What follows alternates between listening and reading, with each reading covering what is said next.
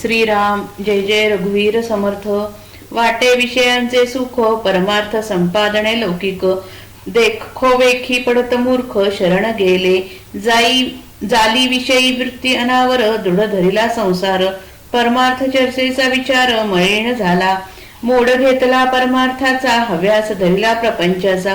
भार वाहिला कुटुंबाचा काबाडी झाला मानिला प्रपंच आनंद केला परमार्थी विनोद। भ्रांत मूढ मतिमंद लोधला कामी सुकर पूजिले विलेपणे म्हैसा मर्दिला चंदने। तैसा विषयी ब्रह्मज्ञाने विवेके बोधिला रासव उकरडा लोळे तयासी परिमळ सोहळे। उलुक अंधारी पळे तवा तया केवी हंस पंगती। तैसा विषयदारींचा पराडी घाली अधपतनी उडी। तयास भगवंत आवडी सत्संग कैसा वरती करून दांताळी स्वान पुत्र हाडे सगळी। तैसा विषयी तळमळी विषय सुखा कारणे। तया स्वानमुखी परमान्न की मर्कटासन सिंहासन। तैसे विषय शक्ता ज्ञान जिरेल कैसे रासवे राखता जन्म गेला तो पंडितांमध्ये प्रतिष्ठिला। न वचे तैसा अशक्ताला परमार्थ नाही। मिळाला राजहंसाचा मेळा तेथे आला डोंबकावळा। लक्षून विष्ठेचा गोळा हंस म्हणवी तैसे सज्जनाचे संगती विषयी सज्जन म्हणविती। विषय आमेद्य चिंती गोळा लक्षिला काखे घेऊन या दारा म्हणे मज संन्यासी करा।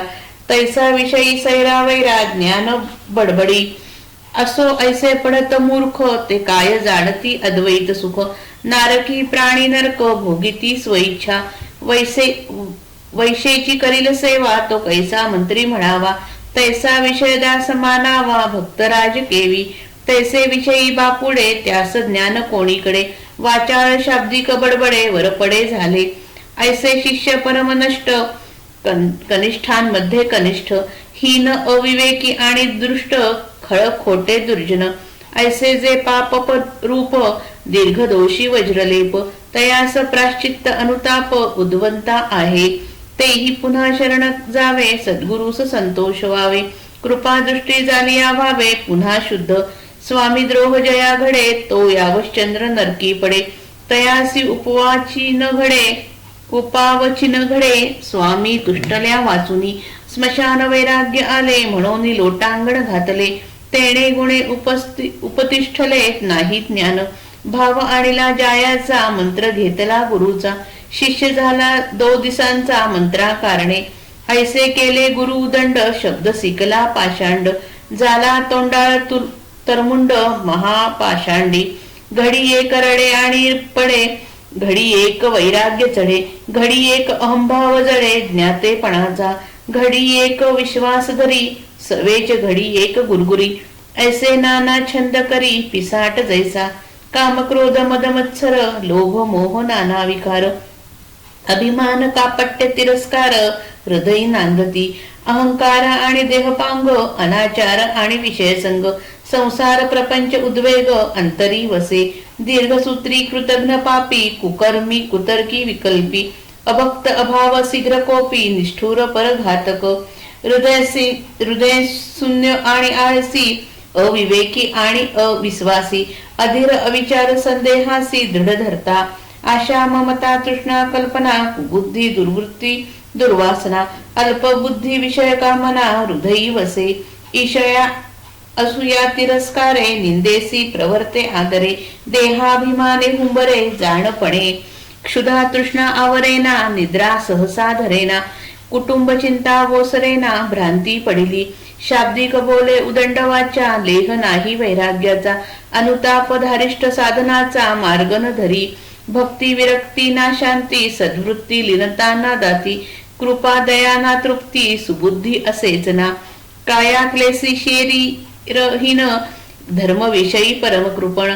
क्रिया पालटेना कठीण हृदय जयाचे आर्जव नाही जनासी जो अप्रिये सज्जनासी। जयाचे जीवी अहरणेसी पर न्यून वसे सदा सर्व काळ लटिका बोले माईक लापणिका। क्रिया विचार पाहता एका वचनी सत्य नाही परपीडे विषयी तत्पर जैसे विंचू आणि विखार।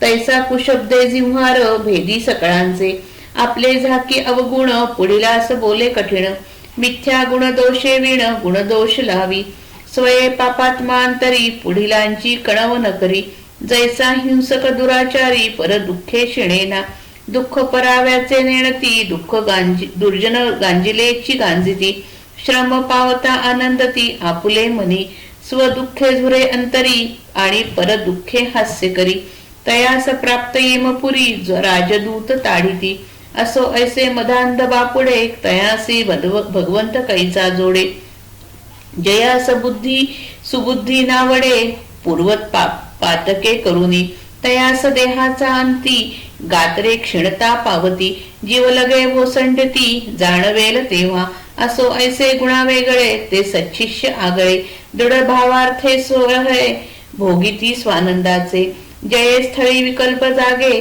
कुळाभिमान पाठी लागे, ते प्राणी प्रपंच संगे हिंपुटी होती, जेणे करिता दुःख झाले तेची मनी दृढ धरले, तेणे गुणे प्राप्त झाले पुन्हा दुःख, संसार संगे सुख झाले ऐसे देखिले ना ऐकले, ऐसे जाणोनी हित अनहित केले ते दुःखी होती स्वये, संसारी सुख मानिती ते प्राणी मूढमती, जाणोनी डोळे झाकिती पडत मूर्ख, प्रपंच सुखे करावा परी काही परमार्थ वाढवावा, परमार्थ अवघाची बुडवावा हे विहित नव्हे, मागा झाले निरूपण गुरु शिष्यांची ओळखण, आता उपदेशाचे लक्षण सांगी जेल.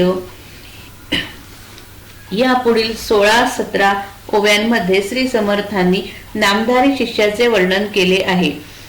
त्यांच्या मनामधून प्रपंचाचे प्रेम कमी झालेले नसते, किंबहुना प्रापंचिक वासना फलित व्हाव्यात यासाठीच ते शिष्य बनतात. असे हे पडत मूर्ख विनोदासाठीच परमार्थ करतात.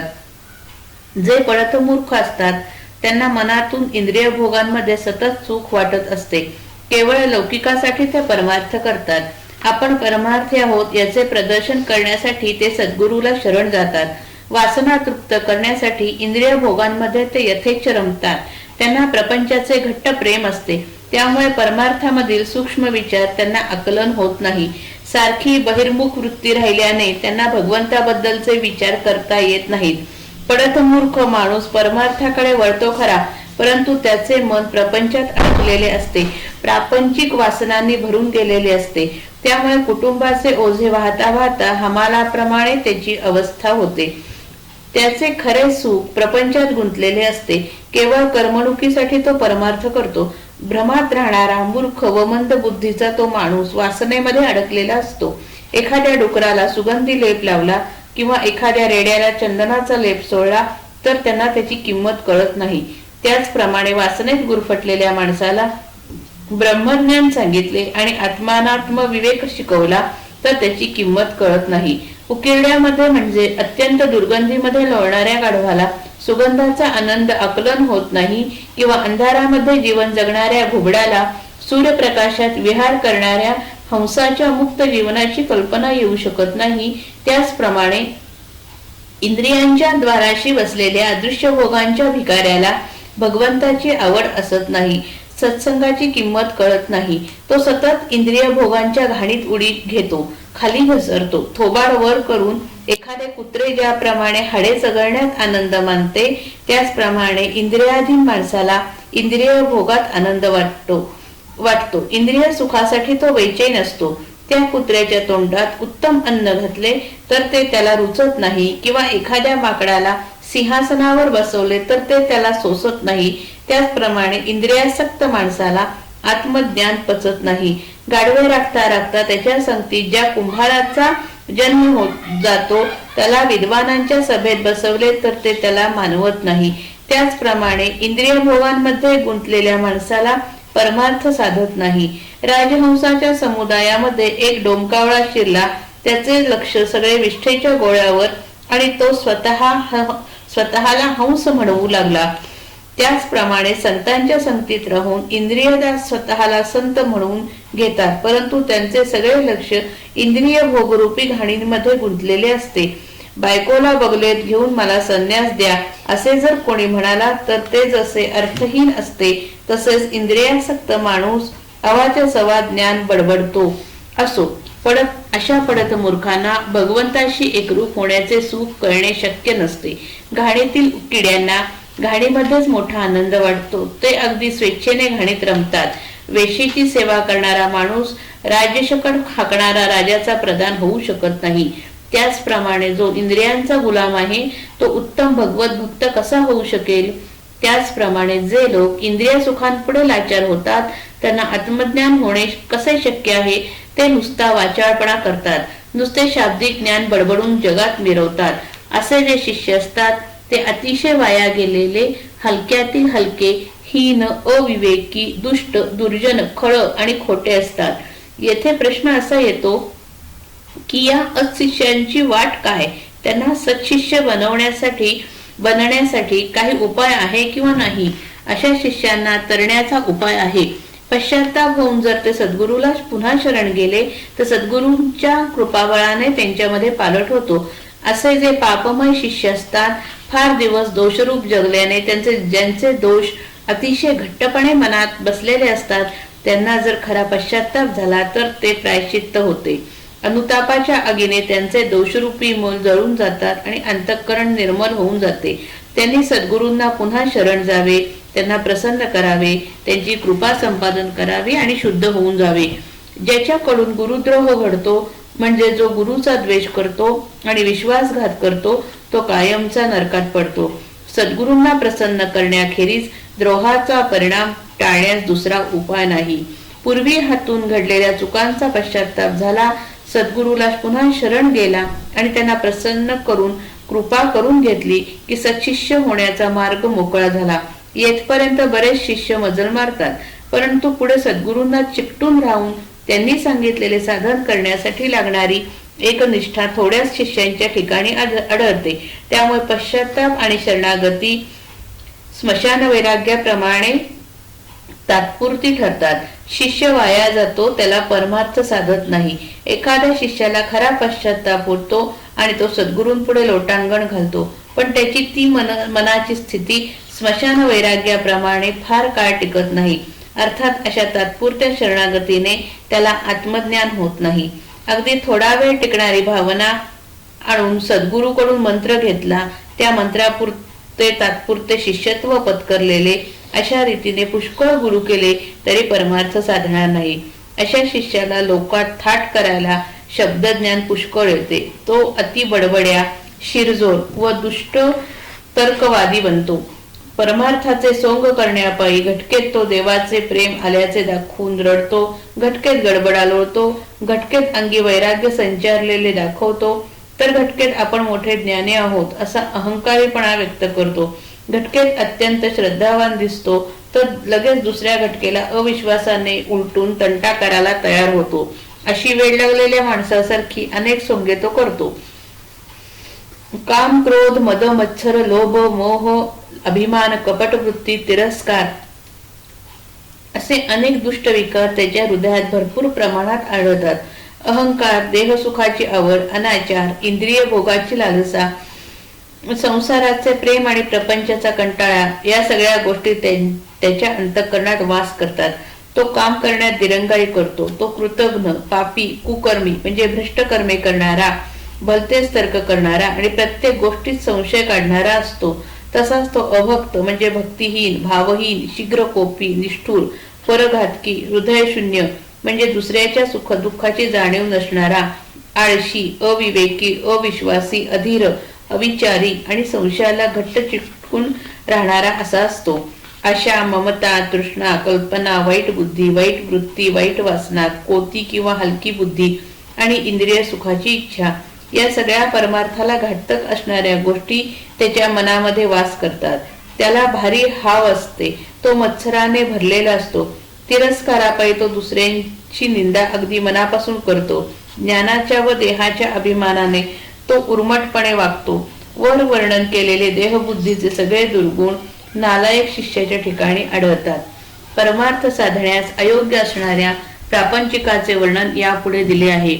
हे सगळे सुटल्या वाचून परमार्थ हाती लागत नाही असे स्पष्टपणे दाखवण्याचा हेतू आहे. ज्याला आपली तहान व भूक आवरत नाही, झोप आलेली आवरत नाही, ज्याच्या मनातील मुलाबाळांची व बायकोची चिंता कमीच होत नाही आणि जो भ्रमाने व्यापलेले आहे, अशा माणसाला भगवंत भेटणे शक्य नाही. जो भरमसाठ शब्दज्ञान बोलतो पण ज्याच्या अंगी वैराग्याचा लेशही नसतो, ज्याच्या अंगी अनुताप नाही व धारिष्ट नाही, जो साधनाचा मार्ग धरीत नाही, त्याला भगवंत जोडत नाही. ज्याच्यापाशी भक्ती, विरक्ती, शांती, चांगली वृत्ती, लीनता, इंद्रिय दमन, कृपा, दया आणि तृप्ती यापैकी काहीच नाही, तसेच ज्याच्यापाशी भगवंताकडे वळणारी बुद्धी नाही, त्याला भगवंत भेटत नाही. शरीराचे कष्ट करण्यास ज्याची प्रकृती योग्य नाही, धर्माच्या बाबतीत जो अतिशय कंजूस असतो, ज्याच्या वर्तनामध्ये सुधारणा होत नाही आणि ज्याचे अंतःकरण अतिशय कठोर आहे, अशा माणसाला परमार्थ साधत नाही. जो लोकांशी सरळ वागत नाही, जो सज्जनांना आवडत नाही, जो रात्रंदिवस दुसऱ्याचे उणीव पाहत असतो, जो सदा सर्वकाळ खोटेपणाने वागतो, थापा मारतो, ज्याचे बोलणे मायावी व लपवालपवीचे असते, ज्याच्या विचारात व आचारात मेळ नाही आणि ज्याचे कोणतेच बोलणे खरे नाही, अशा माणसाला भगवंत भेटणे शक्य नाही. विंचू व इतर विषारी प्राणी कोणालाही दंश करण्यास सतत तयार असतात. त्याचप्रमाणे वाईट शब्द बोलून जो सगळ्यांच्या अंतःकरणास जखमा करतो, दुसऱ्याला दुःख द्यायला जो केव्हाही मनापासून तयार असतो, जो स्वतःचे अवगुण झाकून ठेवतो पण दुसऱ्यांना त्यांच्या दोषांबद्दल कठीण शब्द बोलतो, ज्याच्या अंगी जे गुणदोष नसतात ते जो खोटेपणाने त्याच्यावर लागतो, ज्याप्रमाणे एखादा दुराचारी क्रूर माणूस दुसऱ्याच्या दुःखाने विरघळत नाही, त्याचप्रमाणे जो स्वतः अंतःकरणात पापमय असतो परंतु दुसऱ्याच्या हातून काही पाप घडले तर त्याला त्याची कीव येत नाही, अशा माणसाला भगवंत भेटत नाही. दुष्ट माणसाला दुसऱ्याचे दुःख कळत नाही, दुःखी असलेल्या माणसाला तो अधिक दुःख देतो. इतकेच नव्हे तर दुसऱ्याचे कष्ट पाहून दुर्जनाच्या मनाला उलट आनंद वाटतो, अशाला भगवंत मिळत नाही. दुर्जन माणूस स्वतःच्या दुःखाने मनात कष्टे असतोच, पण दुसऱ्याचे दुःख पाहून तो हसतो, त्याला बरे वाटते. अशा माणसाला अखेर यमपुरीस जावे लागते व तेथे यमराजाचे दूत त्याला मार देतात. असो, असे जे लोक बिचारे मदोन्मत्त असतात त्यांना भगवंताची भेट होत नाही. पूर्वी केलेल्या पापांमुळे त्यांची बुद्धी भगवंताकडे वळत नाही. देहाचा अंतकाळ आला म्हणजे त्यांची गात्रे अगदी क्षीण होतात व अगदी जवळचे नातेवाईक दूर होतात. त्यावेळी त्यांना आपल्या वाईट कर्मांची जाणीव होते. जे सत्शिष्य असतात ते वरील अवगुण कटाक्षाने टाळतात. संसारामध्ये सुख नाही असा अनुभव येऊन सुद्धा पडत मूर्ख प्रपंचाच्या नादी लागतात, भगवंताला सर्वस्वी विसरतात. असो, वर सांगितलेले अवगुण ज्यांच्यामध्ये नाहीत असे सत्शिष्य निराळेच असतात. त्यांची श्रद्धा घट्ट असते, त्यांचा भाव शुद्ध असतो, त्यामुळे त्यांना आत्मज्ञान होते आणि मग आत्मानंदाची मजा ते भोगतात. ज्यांच्या मनात संशय वृत्ती जागी असते, कुळाचा अभिमान ज्यांच्या मागे जडलेला असतो, अशी माणसे प्रपंचाच्या नादाने दुःखी, कष्टी व निराश होतात. ज्या प्रपंचाच्या संगतीने दुःख झाले त्या प्रपंचालाच आपल्या मनाने पुन्हा घट्ट धरून ठेवले तर तो पुन्हा दुःखच देणार हे निश्चित होय. संसारात आपलेपणा ठेवल्याने सुख मिळाले असे आजपर्यंत कधी पाहिले नाही किंवा ऐकलेही नाही. हे माहीत असून जे प्रपंचात गुंततात व स्वतःचे नुकसान करून घेतात व स्वतःच आपले दुःख निर्माण करतात. संसारामध्ये सुख मानणारी माणसे मंद बुद्धीची किंवा मूर्ख असतात. पडत मूर्ख जाणून बुजून संसारातील दुःखाकडे डोळे झाक करतात. प्रपंच करायला काहीच हरकत नाही, तो खुशाल करावा, परंतु त्याबरोबरच थोडा परमार्थ देखील वाढवावा. परमार्थ अगदीच बुडवावा हे काही योग्य नाही. मागील 2 समासांमध्ये गुरु शिष्यांच्या लक्षणाचे विवेचन व वर्णन केले. आता पुढील समासात उपदेशाचे लक्षण सांगतो. जय जय रघुवीर समर्थ. श्रीराम.